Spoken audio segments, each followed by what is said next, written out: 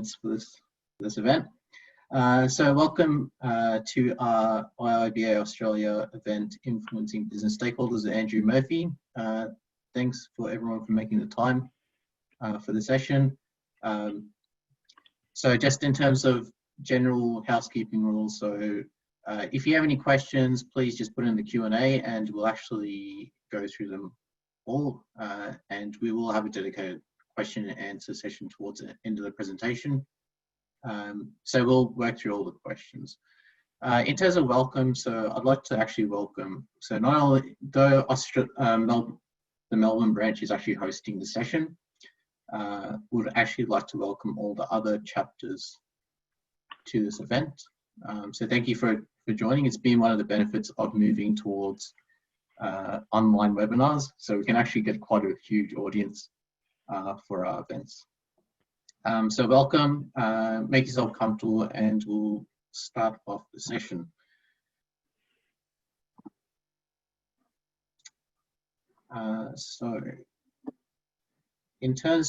So before we go into the session, so we'd like to go through acknowledgement of our country. So IIBA Australia chapter would like to acknowledge the traditional owners of country throughout Australia and recognise their continuing connection to land, waters and culture. For our IIBA Melbourne branch, we would like to acknowledge the Boon Wurrung and Wurundjeri peoples of the Kulin Nation. We pay our respects to their elders, past, present and emerging.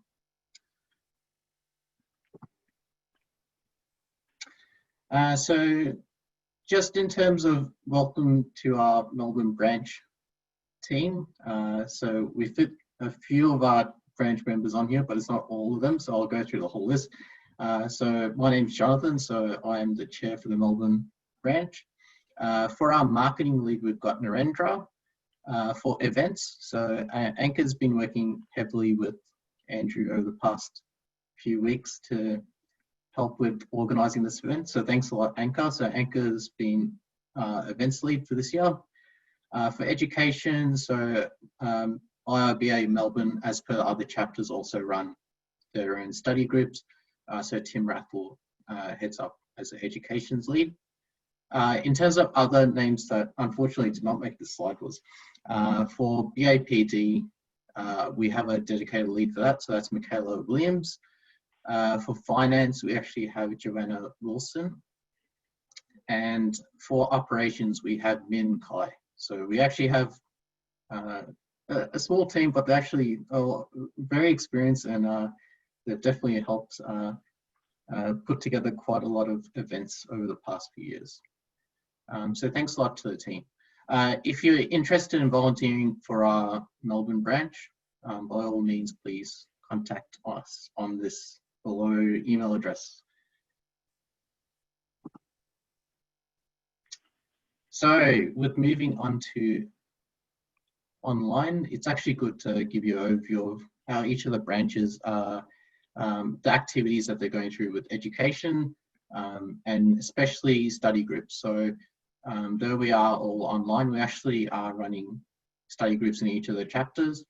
So for Adelaide, they're currently running an Agile study group. So Agile Analysis Study Group.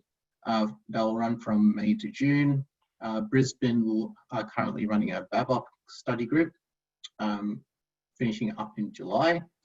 Hobart is running a BABOK study group March to June. For Melbourne, we're running BABOK and Agile Analysis study groups that kicked off probably a fortnight ago. They'll be running for the next few months. For Perth, a BABOK study group ending in June, and Sydney is also running a BABOK study group that will finish up in July. They're all online. You can sign up on Eventbrite, but I understand some of these are actually finishing up this month. So in terms of upcoming study groups, so now's a good time to actually consider certification and other education opportunities. So as these are online, you can actually consider joining the Adelaide BABOK study group, which is running August to October.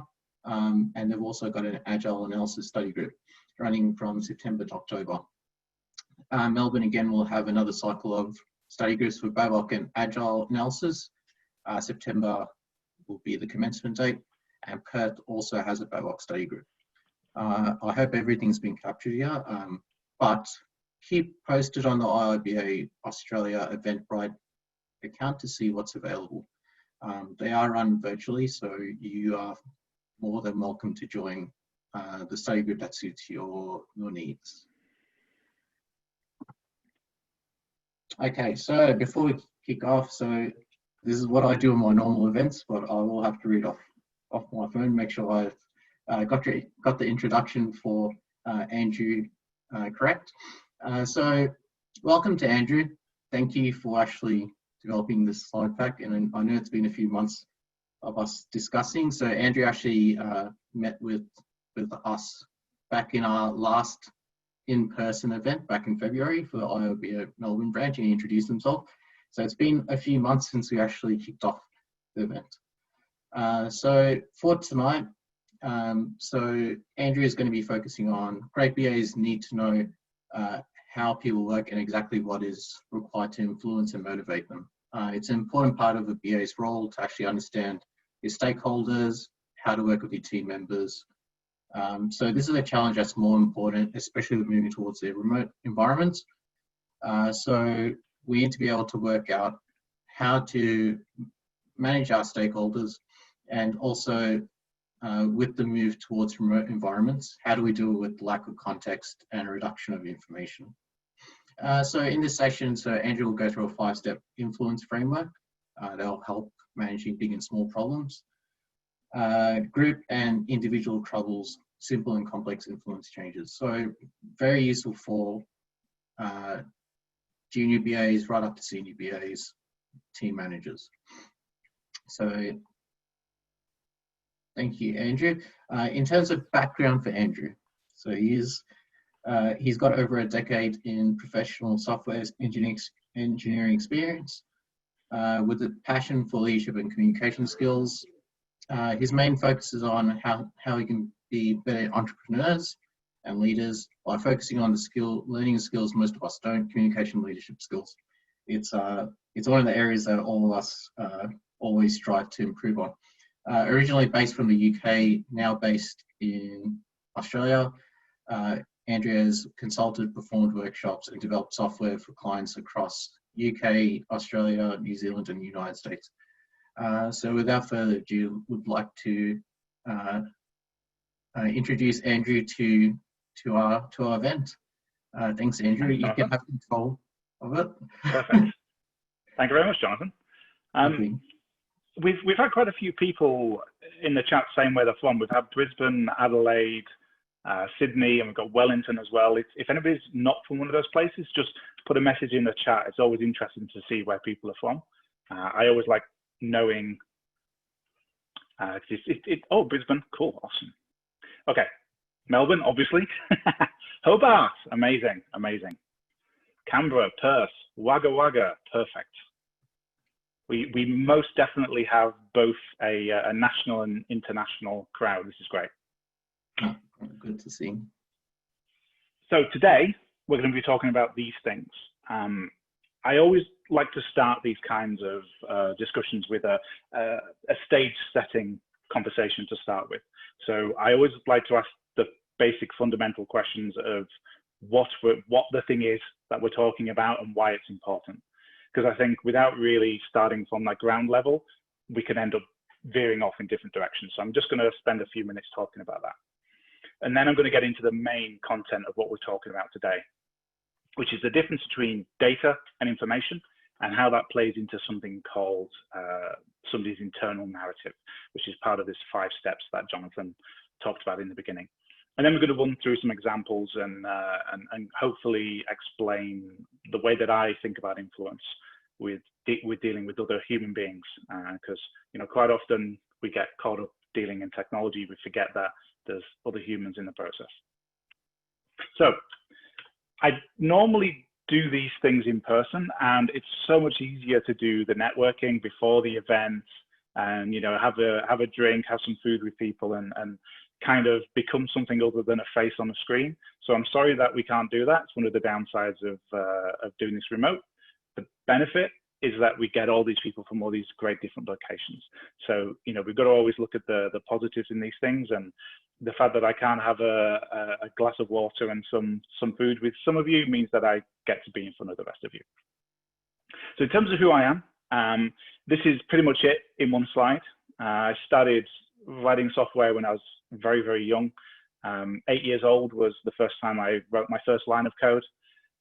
Realized my desire and passion for it pretty much straight away, and that started my whole journey in becoming a passionate advocate for software development, software developers, as well as every other role. So pretty much throughout my career in software development, I've done every role there is. I've done software developer, BA, product owner. Pretty much the only thing I haven't done is UI, and that's because I suck at design. But pretty much everything else I've turned my hand to. Through a series of unfortunate accidents, I ended up leading teams exceptionally early in my career. By the time I was 24 years old, I had a team of 10 people. That meant I made a lot of mistakes. My early leadership experiences were filled with mistakes, regrets, and learning. Luckily for me, I had great support with people around me to help me really become a great leader, to help me really become somebody who can communicate well, which I most certainly was not in the beginning. I made every mistake in the book you can imagine, and learned from them as well. So that's pretty much who I am. Nowadays, I have a company called Pillar Leaders. We focus on communication skills, leadership skills in the technical sphere. So a lot of large corporates use our training courses and training programs to turn technical experts into technical leaders and to understand the difference between those two things. Because there's the phrase I always like to use is turning people who have great answers into people who ask great questions, because there's a fundamental difference between those two things. And I hope that I can help companies move their people from being repositories of knowledge to people who are a fundamental part of the software development lifecycle, who question things and learn things and help other people question and learn things. Okay, so that's who I am. I said I was going to start with a very, very basic question. And this is my first one. Why do we need influence? Why? It's clear to me from having worked in this industry for a decade and a half and speaking to plenty of people, not just BAs, but BAs are a huge part of that, that I hear a lot of things like these. How do I get my stakeholders to attend my meetings? How can I get their buy-in? And even worse, things like, who am I to argue with my stakeholders? And in our organization, they shoot the messenger. Like, I'm sure you've heard things like this. You might even have said them. And I hear these a lot. When you really analyze where these things come from, there's a really common mindset, a common belief that the life of a business analyst would be much easier if everybody just cooperated with whatever we said. And there's an underlying implication in that we don't have the authority to compel them to do those things. And I think that in itself, that basic idea that we need authority to compel somebody to do something is where a lot of these things come from, where a lot of these misunderstandings about why we need influence and what influences fundamentally come from, is this idea that it has to come from that authority to compel people. And that means that if we lack that authority, we should escalate it to the next level to find somebody who has that authority. And so you end up in this cycle of just really looking at influence from the wrong angle. The approach that I take is to adopt the mindset of leadership. And by leadership, I don't mean authority.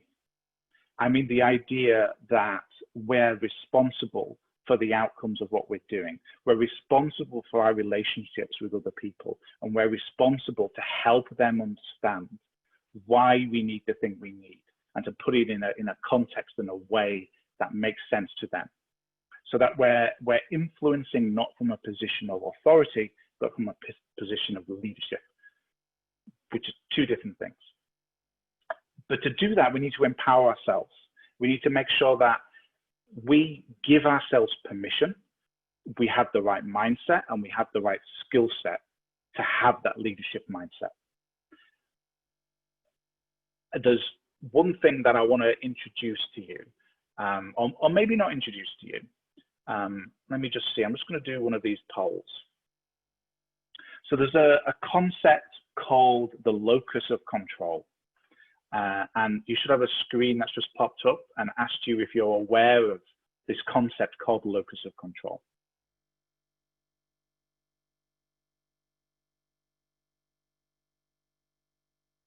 And it also gives me a great opportunity to take a drink of water.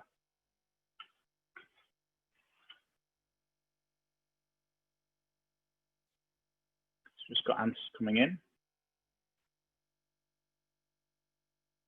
Great. Okay, just wait for a couple more.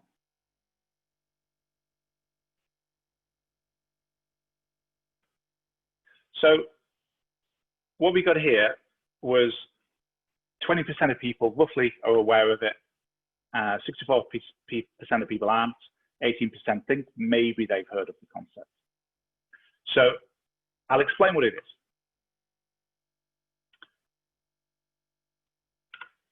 Locus of control is about how we view things that happen to us and our ability to control them. So you can have a locus of control which is out there in the universe, or you can have a locus of control that's in yourself. And you can see which one somebody has by the way that they phrase things about the universe, about the things that happen to them. You know, if they say something like, "Oh, this happened to me, so and such did this to me," that means that they have an external locus of control. To have an internal locus of control is to say things like, "Oh, I caused them to say this thing." So if we're having an argument with somebody, or a disagreement, or a conversation, and somebody says something, an external locus of control would be to say, "I have no control over them saying that." To have an internal locus of control would be to say, "I did something that made them say that." And I want to encourage people to, as much as they can, grab that external locus of control, that mindset that says the universe is out there and there's no way that I can control it.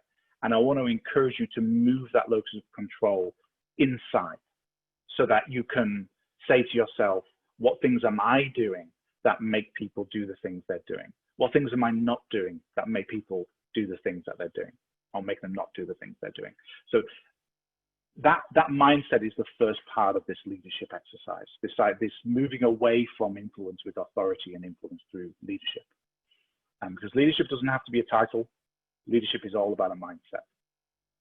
Because having this internal locus of control, this ability to say that you are responsible for your relationships with other people is really, really important, because ultimately our stakeholders aren't always right, but they're always our stakeholders.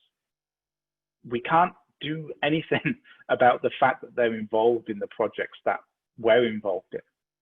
And we've got to learn to work with them. We've got to learn to influence them, to lead them in a way that gets us to where we want to be, because there's no way in which we can take them out of that.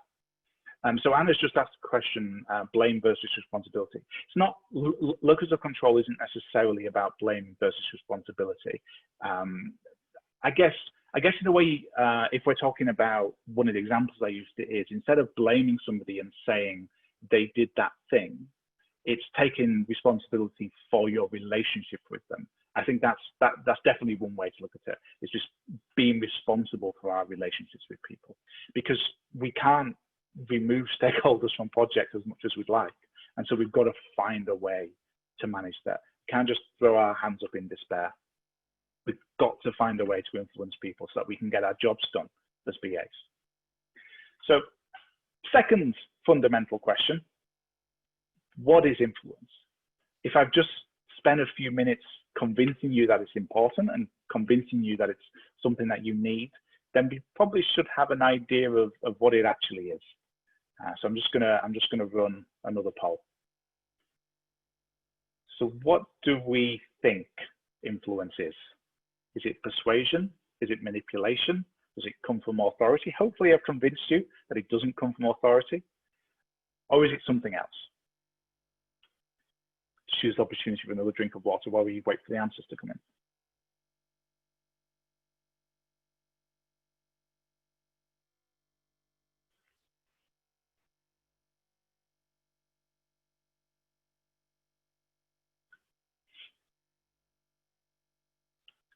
So we've got 65% of people said it's persuasion, 33% of people said something else, and 2 people said it was on authority. I've not done my job well enough for convincing you it's not authority. It's not authority. You can get influence from authority, but influence from authority is short-lived. Influence from authority is something which, when you do it and you're only getting it because of that authority, people are not going to do it in the long term. Influence from other areas actually lasts longer. It's the difference between command and control and servant leadership and all of these concepts that move us away from authority-driven influence tactics. So persuasion is almost there. That will be the closest one of these 3. Surprisingly, nobody put manipulation. When I do this talk, a lot of people tend to think that influence is all about manipulation, and that's one way you can view influence, but it's really not the core of it. Like, all of these things are ways that you can influence somebody. The way that I think about it the most, in fact, I have quite a simple way of thinking about it, is that it's just about informing people. When I think about influence, it's about making the change you want through giving the right person the right information at the right time. And all 3 of those things are crucially important. We've got to have the right person, we've got to give them the right information, and it's got to be at the right time. So there's a whole 5-step model which we can go through if we have time at the end. If not, I've got a workbook you guys can take away that goes through that. But the most important part of that 5-step model is about this concept of information, because there's a very important word, information, because there's a difference between data or data and information. They're 2 different concepts. And quite often when we're unsure of what's going on, we find ourselves drifting to giving data when we should be giving information. Which begs the question, what's the difference between data and information? So data are raw, unorganized facts. They're things that exist. Information is when you give that data the context it needs to be useful. Data itself isn't useful. Data is just numbers, it's just facts, it's just figures, it exists. But for us to truly do something, for us to truly influence somebody, we've got to find how we can change that data into information so that it becomes useful. So we have to process that data, we have to give it context, we have to think about it, we have to turn that data into information. So really, really bad example of this is a list of dates and numbers. What does that mean? Doesn't really mean much, just date, number, date, number, date, number.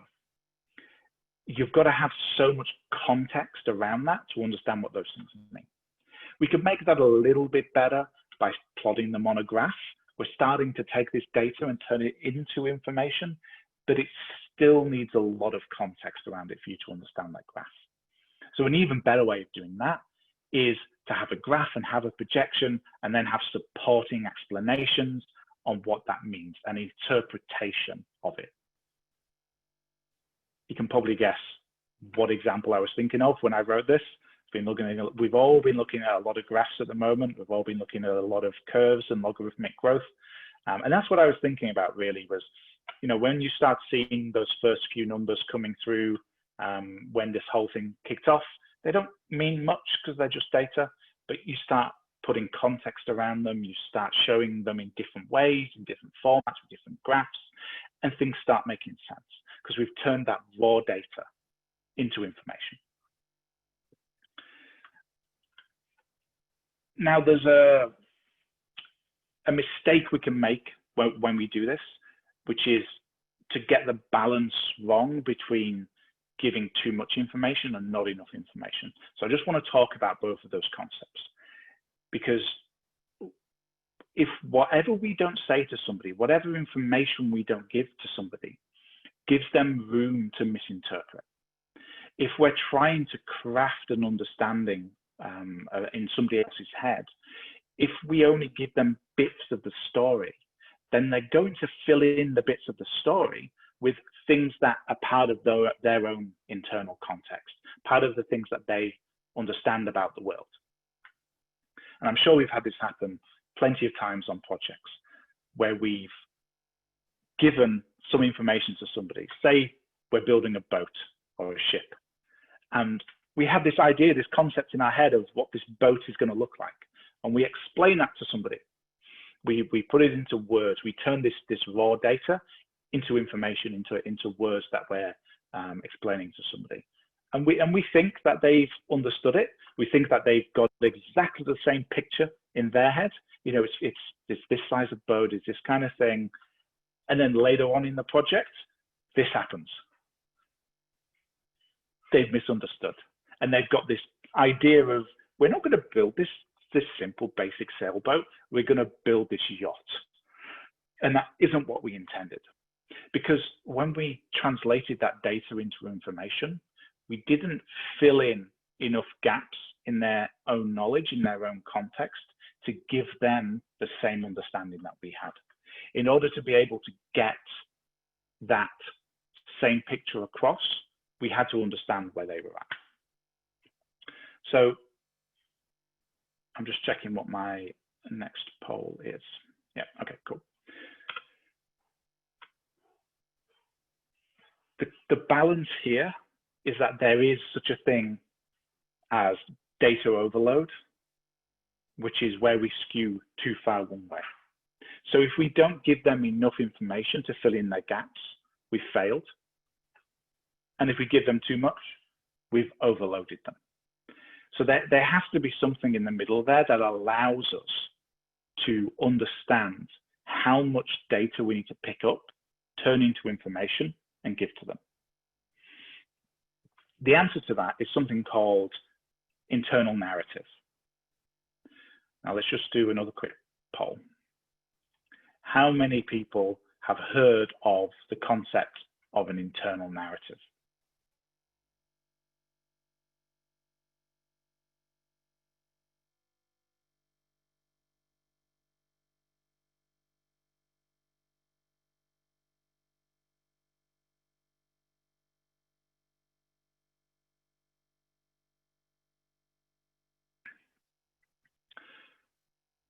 Interesting.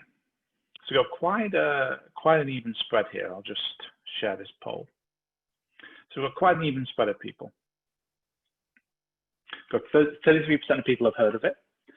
25% of people think they maybe have, and 42% of people haven't heard of it. So the internal narrative is the way that we picture the world internally. So this is when we get a piece of data, a piece of information about the world, how that fits into our story about what's going on. So I'll give you an example of this. On my cup in front of me, you can't see because below the camera, I have a glass of water, or a glass. That glass is currently empty. That's an observation about the world. What does that mean? That data, that there is an empty glass, what information does that carry? What that information carries is going to be different for different people. So I could look at that empty glass and I could go, oh, that means that I've drunk the glass of water and therefore I'm not thirsty. Somebody else could look at that glass of water and go, oh, they have no water. That means they are thirsty, or they might be thirsty. So we've got this same piece of data that has different interpretations of it. And that interpretation comes from that person's internal narrative, the way that they think about the world. And this will be different for everybody, because our internal narrative is built up from the observations we make of the world, from the way that we think about things. It comes from everything from, you know, your upbringing, from just the type of person you are. Internal narrative is unique to every single person. And so one of the key things with influence is thinking about other people as the first step. Now, just another poll. What percentage of the day do you think the average person thinks about other people?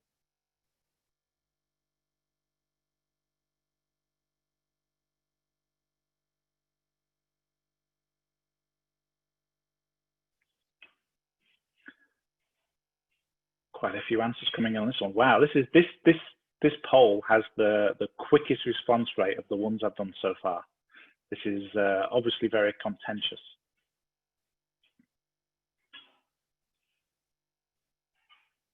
Okay, just share the results with everybody. So we've got quite a spread, and interestingly, it's kind of skewed to the larger numbers. So more than 50% of people think, more than half of the people that answered the quiz thought it was either 20 or 50%. We've kind of got, what's just quick mental maths, what's that, 82% of people think it's more than 10% or 10% or more. So we've got quite a high percentage. I'm sorry to tell you all, but it's actually 5%. When you look at all of the studies, you look at what everybody's doing, the average human being spends 5% of their day thinking about other human beings, and 95% thinking about themselves. That's the bad news. The good news is that that means it's really easy to be better than the average human being. If you spent 10% of your day thinking about other human beings, you're twice as good as the average person. And that's not a really hard challenge to do, I don't think. 10%, like what's 10% of the average work day? It's less than an hour, 45 minutes, something like that. So in order to think about other human beings better than the average human being, you only have to do it for less than an hour a day. Tammy's just made a point that BAs do it higher and more absent. I would agree, but I would think these are ingrained patterns in the way that our brains work. And so, yes, people whose roles are naturally the types of roles that, you know, BAs like us do, we will do that higher, but it's still going to be less than we hope it will be. And it's also important to think about that in terms of when we are influencing other people, in that, you know, we probably do think about other people more than average, but the person we're trying to influence doesn't. And so when we're talking to them, we have to bear that in mind. When we're trying to influence them, we have to bear that in mind. So just to kind of explain this concept of internal narrative, I want to tell a story about somebody I was coaching. So I was coaching the sales manager of a company, and it was the end of the quarter. Sales results were in. Everything was high. Everybody was smashing their targets. It was incredible. They'd had the best quarter they have ever had. And my mentee, the sales manager, looked onto the floor into the office where the rest of the salespeople were, and there's one person there that looks upset. Everybody around her is celebrating. We've smashed it. We've done incredible. And one person is looking upset. That person was the lead salesperson. I'll just give you a minute to think why the lead salesperson would be the person who would be visibly upset when all of the sales numbers were up, including hers. Do you have an idea on why that could be? Post it into chat.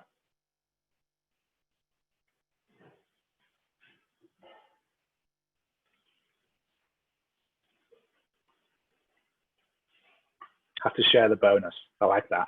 No, nobody said that example before. That's good. Set the bar higher. Didn't hit the target she expected. These are all really, really good answers. Some of them could be true in other scenarios. Oh, there you go. Done. Competition is up. I'm not so great any longer. That was it. That was the reason. She set her own value and her own worth on being the person who always had the highest numbers. And she still had the highest numbers. It was just the gap was normally this, and this time the gap was this. And she was scared.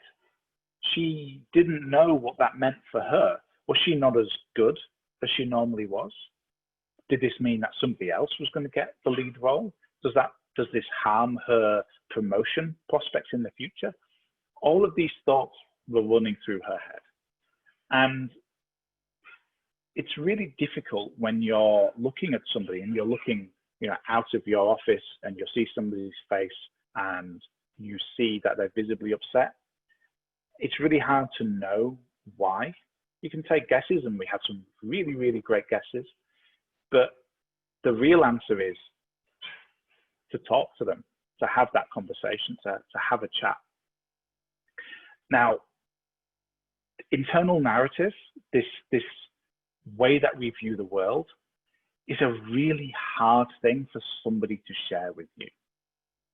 It takes a lot of trust, it takes a lot of respect, because it's deep and ingrained to who we are. It's one of the rawest ways that our brain can see the world. And so having somebody share their internal narrative takes a really high level of trust. Luckily, in this particular scenario, the sales manager that I was coaching, she had that level of trust and respect with her sales lead. And so she was able to bring them in, and she was able to have that chat with them, to learn and to understand that they viewed this as a threat.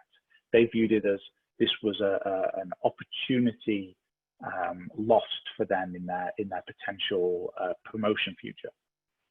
And the influencing here that I help the mentee with is helping that person see the same data as a different set of information. The data is the same. The numbers are the numbers. They are facts. But instead of then interpreting those facts as a threat, I helped them to I help my mentee to help this other person to view them as actually a confirmation that they were doing the right thing. Because actually, for this lead salesperson, when promotions came along, when bonuses came along, the things that you expect of a lead salesperson is to be helping everybody else to bring their own numbers up. When we're moving into leadership positions, it's not just about our own personal productivity. We're not just measured on that. We're measured on our impact and how our personal relationships with the rest of our team impact their numbers, their figures, their productivity. And so this wasn't a threat. This was actually validation that they were doing the right thing. Same data, the sales numbers. Different internal narrative causing different interpretation. The team being really excited and happy, this other person being downtrodden and scared. Then helping that person to view that data in a different way, with a different internal narrative, made them be influenced by this and change their view, and to go from a place of fear that they weren't hitting the numbers that they wanted to hit and that this was a threat to them, to excitement and hope for the future that this was what they should be doing in their position as lead and not a threat. So that concept of internal narrative is key to this distinction between data and information. If we don't understand somebody's internal narrative, then we don't know how to strike that balance between data overload and not enough information. We have to spend the time understanding somebody to get from them what their internal narrative is in order to be able to gauge that correctly, in order to be able to understand what the interpretation has to be to get them to understand the information from what we give them.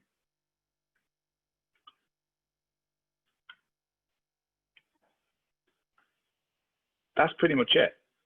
It's a framework, it's pretty simple. The complexity comes from how you do this in each individual circumstance. So the takeaways really are all about being strategic. It's all about going, okay, if I want to influence somebody, I'm going to try and gather as much as I can about them. I'm going to try and guess, try and gauge, try and have an understanding of what their internal narrative could be, to try and really nail that down as much as possible. And then use that internal narrative to look at how you can go from the data that exists to the information they have to have in order to be able to influence them. And it's being that 10% instead of the 5%, or maybe in the case of BAs, 20% instead of 10%. And it's trying to be understanding of their internal narrative, crafting the information, not overloading with data. So another example of this is if I'm in a meeting with C-suites and I've got CEO, CIO or CTO, and CFO, then I could have a list of data. I could have so much data that I could just give to them. But the way that I craft that will be different depending on if I'm having talking to the CEO or talking to the CTO or talking to the CFO.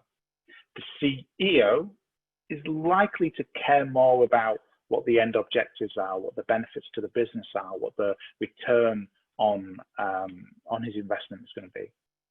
The CTO is likely to want to know more information about how. They're going to want to know, how does this work? What's the security of this? How does it integrate with other things? The CFO is likely to want to know more about budgets and timelines. So the same data can be crafted to each of those three different scenarios. Now, I was making a bit of a generalization there, and I've just seen there's a question come through from Janique on this topic. I was making some generalizations on CEO, CTO, and CFO. And so that's a good place to start, but it goes back to that increasing that observation and increasing that 5% to 10% or 10% to 20%. If I'm speaking to the CEO and they're not vibing with what I'm saying, they're not seeming to be pulling out the information that I want them to, then chances are I've guessed wrong and I've got to try something else. It could be that, I'm speaking to the CTO and they're not understanding, they're not getting the point, and I've got to try something else. One of the things with influence is it's never the same. It's always different. And we can talk about generalizations. We can talk about what people who are drawn to particular roles tend to be like. But I'm sure if we looked at every single person, the 139 people that are here now, we're doing very, very similar roles, but we're going to have very different personalities. We're going to be influenced in very different ways. So that internal narrative is key. Understanding how somebody views the world is the key to how you turn that data into information. And that takes time, that takes trust, and that takes understanding. So that's pretty much my content. I'm hoping that what's going to happen now is you guys are going to ask a lot of questions and we can drill into this and we can talk about specifics, because I've laid out a framework and I want to talk through some examples and some questions. So please, please, please use the Q&A functionality in Zoom and ask me some questions. I also didn't have time to get to the full 5 steps. So if you want to see that, there's a link there. If you go to that link, put your email address in, then I'll send you the workbook after we finish with this. And that will go through what the rest of the 5 steps are. Cool. Yeah. All right. Thanks, guys. Thanks, Andrew. In terms of other questions that are coming through, so Nivedita had asked, how do you determine the right time for being an influencer? Oh, the right time. Now, yesterday. Influence is going to be a skill which helps you at every point in your career and every point in your life. Like the thing with people skills, the thing with communication skills is everybody's a human being that we interact with, whether this is people that we work with, people in our personal lives, our family, our friends, like they're all human beings. And so they all follow and fall into the same patterns. So just because we learn these techniques and we talk about these techniques in terms of a business context doesn't mean that we can't apply them in other areas of our lives. And understanding how humans work will give you better personal relationships as much as it'll give you better business relationships. And so I would always say that the best time to start is straight away. Just spend the time learning these things, spend the time thinking about them. It's about turning unconscious decisions into conscious decisions. That's one of the big things that I work with a lot when I mentor people is there's a lot of stuff that you're doing now. There's a lot of decisions that you're making now that you're not even aware that you're making decisions. You're just kind of doing things. And part of being an influencer, part of doing these things that help us have more control over our lives is to take those unconscious decisions, interrogate them, understand them, and turn them into conscious decisions. And that's how we become this person that has ownership of the relationships in our lives, that takes that leadership approach to every single relationship, personal, business, family, whatever they are. So the best time to start is now. Great. From Tina, once you try to influence and fail, does it tarnish your relationship and make it harder to influence the same person again? So it probably does come into a lot with C-suite executives because you only get limited time with them. Yeah. What is your approach for that? How do you manage it? So the way there's so much to unpack in this. I think the way that you're influencing can have different risks associated with it.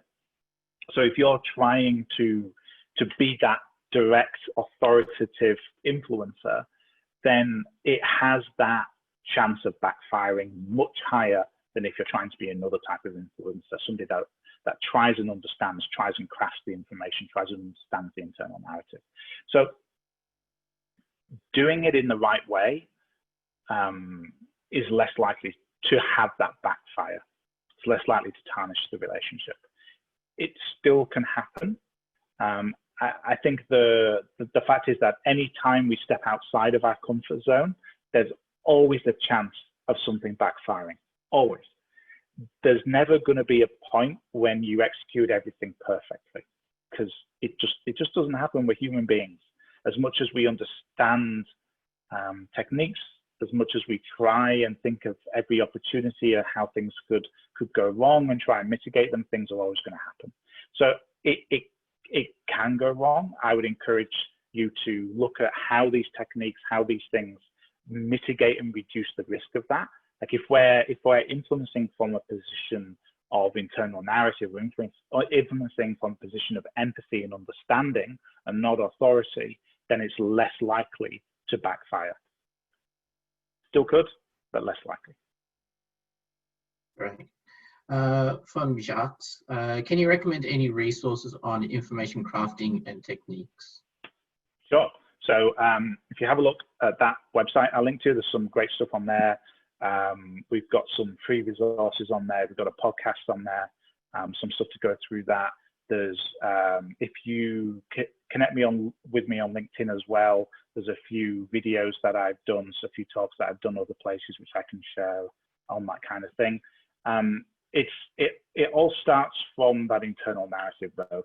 All of this information crafting is all about understanding where the other human being that you're influencing is coming from. And that's the bit that takes the time. That's the bit that takes the trust building to really understand that. But that's what's going to give you the best return on that investment of time.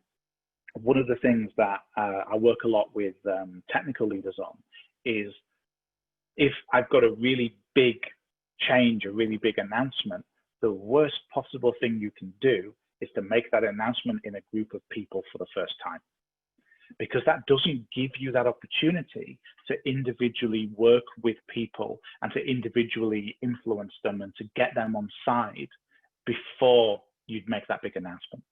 So say, for example, there's a company I was working with where they were changing all of their job descriptions, all of their job roles to be fundamentally different. The first time they tried this, they just basically got everybody in the room and told them that it was changing and what the new thing was. You can imagine that didn't go down very well. People were just like, what's going on? Why? It's the first I've heard of this. And also interesting, when you watch those scenarios, the leaders become really clear in a room. There's two times when you can easily spot the leader in a group. It's when somebody says something that's emotionally challenging in a room, or when somebody breaks the production website. Who does everybody turn around and look to when they've just broken production? Like physically, who do they turn their chairs and look at when production has gone down? That's the leader. Doesn't have to be the person with lead in their title, but they are the leader.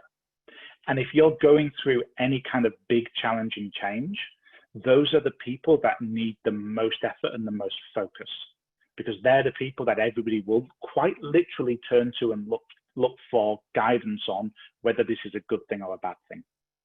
So when we're making big changes, we're trying to influence a group is made up of individuals. And so we've got to spend the time with the leaders of the group first before we influence the wider group. Yeah, no, that's a fantastic approach for dealing with it.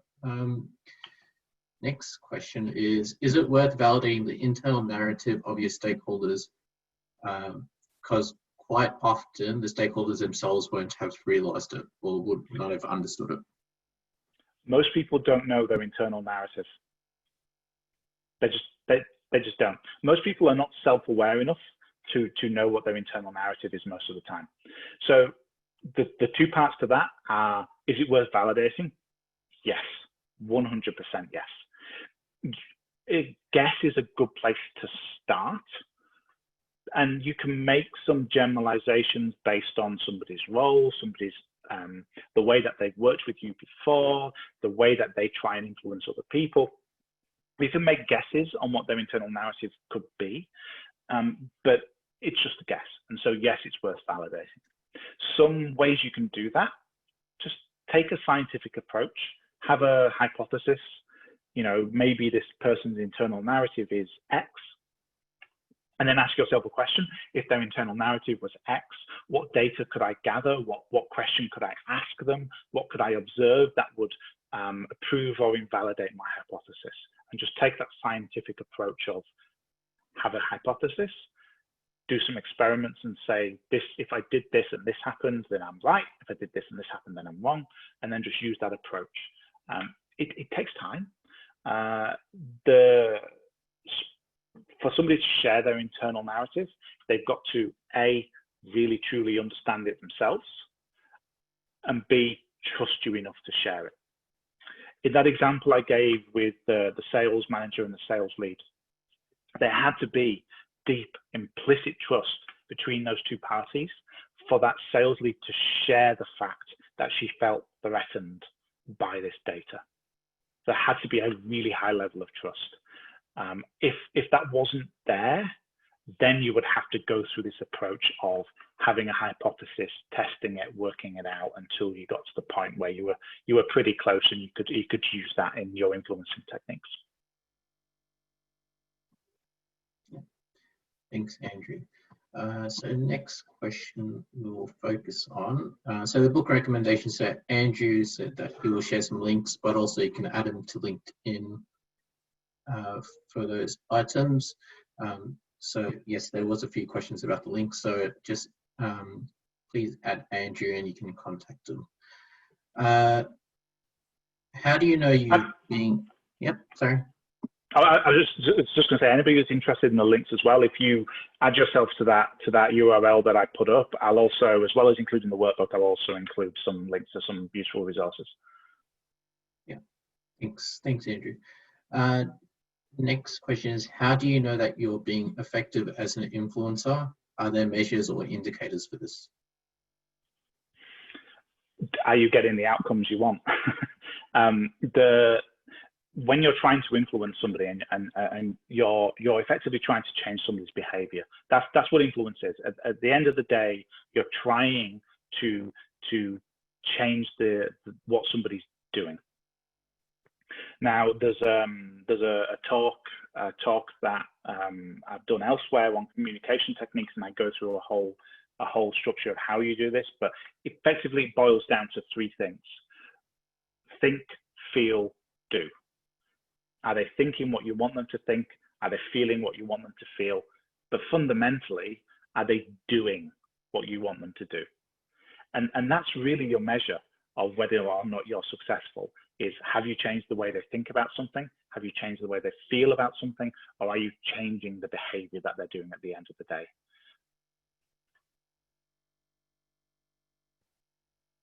Yeah. So next question we'll target.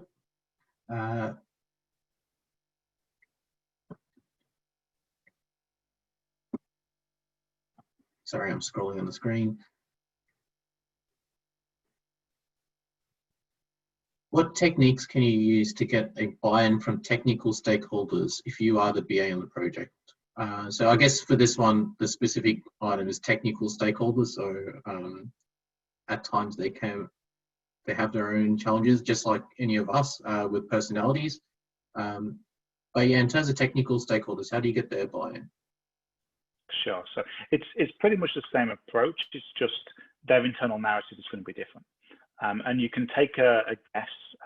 Like speaking as a reformed software developer myself, I kind of have a deep understanding of how that world works. And again, these are generalizations that I'm about to talk about. What you will find with this kind of stuff is the standard deviation between individuals is bigger than the standard deviation between the groups of individuals.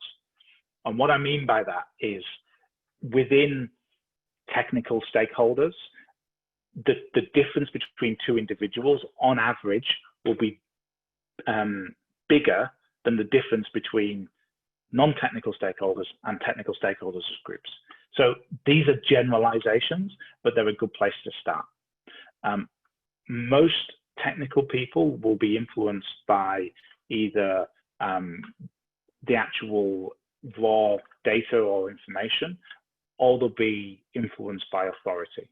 So there's a lot of tribalism, a lot of them and us in software development. It's not good. It shouldn't be there, but it is. And so a lot of that is driven by authority. I would caution that I'm talking about generalisms, and I would say that the approach is a test and learn strategy. There's no such thing as the typical software developer, just as there's no such thing as the typical BA. And so we're never influencing a group, and that's important to remember. We're never influencing a group, we're influencing a human being. And so taking that approach of this person, this individual is who I want to influence. So how do they work? What's their internal narrative? What are they influenced by? And yes, you have to do that. If you've got a group of 10 people, you've got to do that 10 times.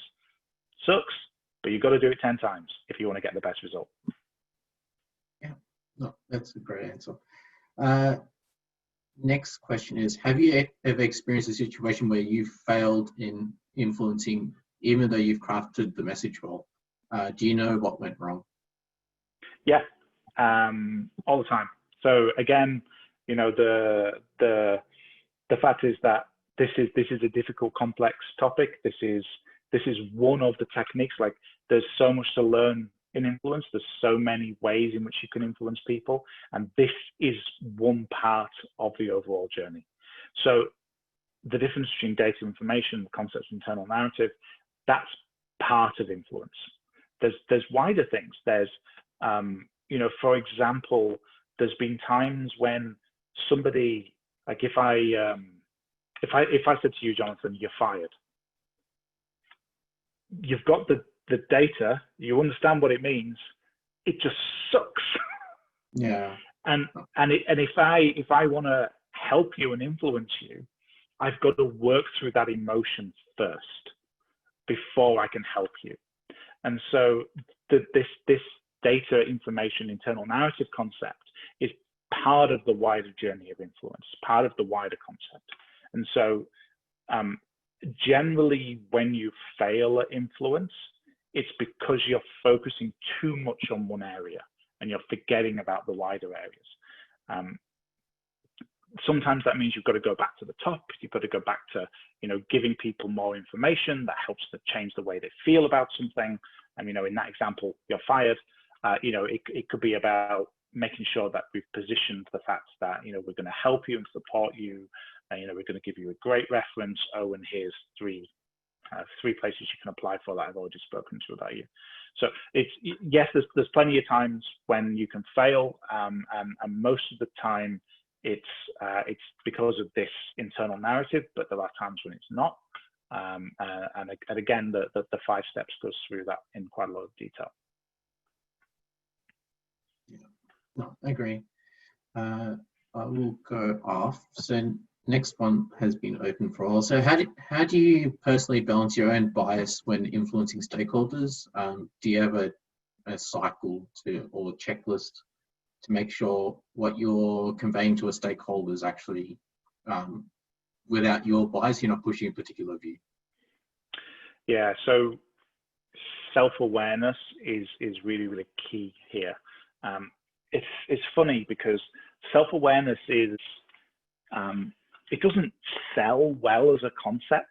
Like, the idea of self-awareness, if I said to you, I'm going to help you improve your self-awareness, you'd probably be sat there going, what does that get me? Like, what's the outcome of that? It's the outcome of better self-awareness. Well, it's exactly this kind of thing.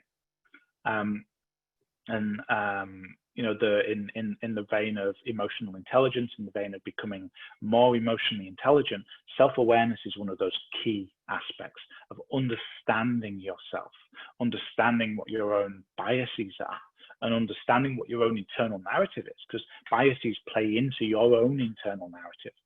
And so it's always a useful question, always a useful exercise to spend some time trying to understand your own internal narrative about the world, to understand the way that you process data into information, the way that you think about things, the way that you're influenced, and to be questioning those things, to be going, am I using, you know, am I under the influence of a bias here? And, you know, just as a core concept, all that a bias is a mental heuristic. It's a shortcut. It's what our brain is doing because it's lazy. Our brain doesn't like making decisions. It doesn't like weighing things up and deciding. It wants a shortcut. It wants to just go straight from A to B. And we've seen effects of bias in lots of places. But fundamentally, that's all it is. And so spending the time to check your internal narrative, to check your own biases, is really important when you're trying to influence somebody else.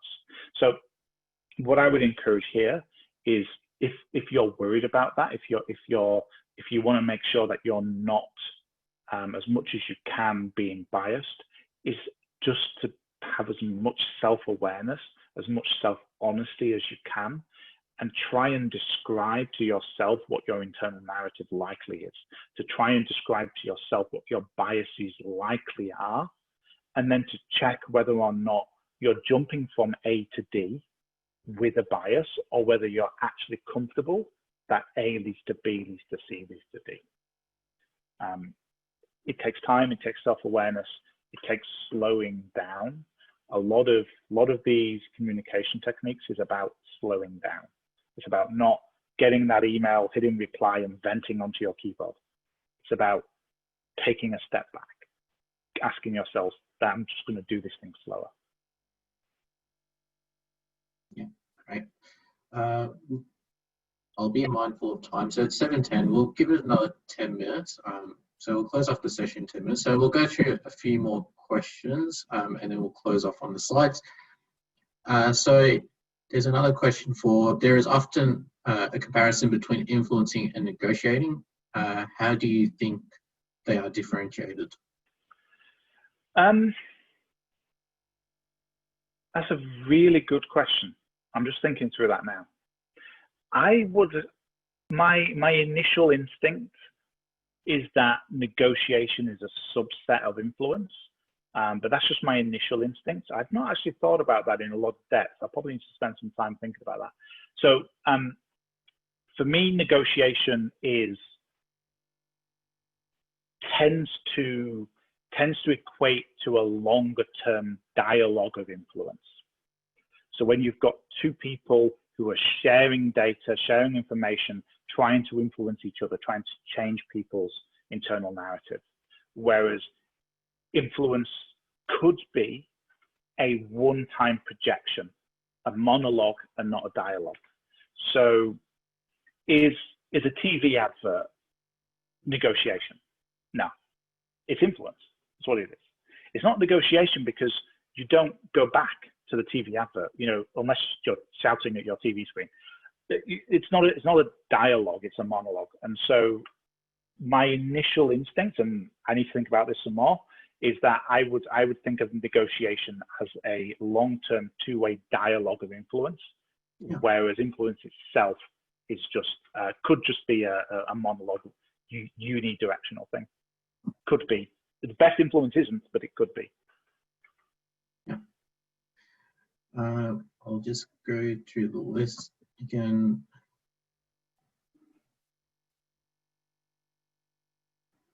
So this one actually got quite a few likes. So you're a new BA or a contractor in a large organization. How do you build your influence skills quickly, especially for contractors, since sometimes they're on a very short-term period with a organization? Yeah. So there's the skills themselves, and then there's the implementation of the skills. So I'll pick those two things out separately. So to develop your skills is to own it as part of your own personal development, and to view it as something that you spend and invest time in doing. It's like any skill, learning to play a piano, learning to run a marathon. They're things that you have to practice, you have to do, you have to dedicate time into doing. So that's that side of things, and you can do that through everything that you're doing here now. Is talking about it, thinking about it, having conversations about it, listening to our conversation about it. It's reading books. It's getting a mentor and having somebody mentor you on this kind of thing. That's the personal dedication that this is a core part of who you want to be and how you want to be a BA. The second part is if you're a short-term contractor and you want to do that quickly, it's all about observation. It's all about watching other people and thinking about it, thinking about what they're saying, why they're saying that thing, looking at other people's interactions. If you're going into a larger organization, chances are that there'll be people who have been there a while, and there will be people who have worked together for a while. How did they work together? Be observant. There's plenty of times when, back in the pre-COVID days, where just before a meeting there'd be people that would turn up 2 minutes early, 3 minutes late, and people just be sat around having a chat, checking their phone, and rather than being somebody that just sits there scrolling Facebook, just pretend you're scrolling Facebook and actually watch what everybody else is doing. to gather that information, to look how people interact with each other. You know, how does that person talk to that other person? Are they somebody who influences with bluster and you know, authority, or are they somebody that influences with data and information? And just being observant and making it a strategic, dedicated part of how you do your job. Yeah, thanks, Andrew. We'll do one more question, and I'm raising this one because I'm actually not sure of the meaning, but hopefully you understand it. Any tips for a toxic influencer? Toxic influencer. That's interesting. I'm going to interpret that, and I could be wrong. So if I'm wrong, please let me know. Person who asked the question. I'm going to interpret that as if there is somebody else in the organization who is a toxic influencer, how do you deal with them? I'm not going to interpret this as how you become a toxic influencer. Okay, so if there is somebody else who is a toxic influencer, then I would just treat them as somebody else you need to influence. And I would look at what they're doing that's working and what they're doing that's not working, because that could be an indication of the dynamics in the team, and that could be an indication of how you need to yourself influence. And I'm not saying become the toxic influencer, but what they're doing is working, and so it's working for a reason. And understanding what that reason is the first way to breaking that chain and breaking that feedback loop, that you can start interjecting your influencing things in there. I'd also start trying to build a relationship with that person, with that toxic influencer, a strategic relationship. That means, you know, they start trusting you and understanding you, and you know, you can work on them individually. I really, really mean it when I say that part of being influential, part of being a leader without the title of leader, is about owning your relationships with other people. And that is also about owning your relationships with people that you don't want to spend time with. Because it sucks, but you have to spend time with them. And having that mindset of, I am responsible for my relationship with that person. I am responsible for how that person interacts with me.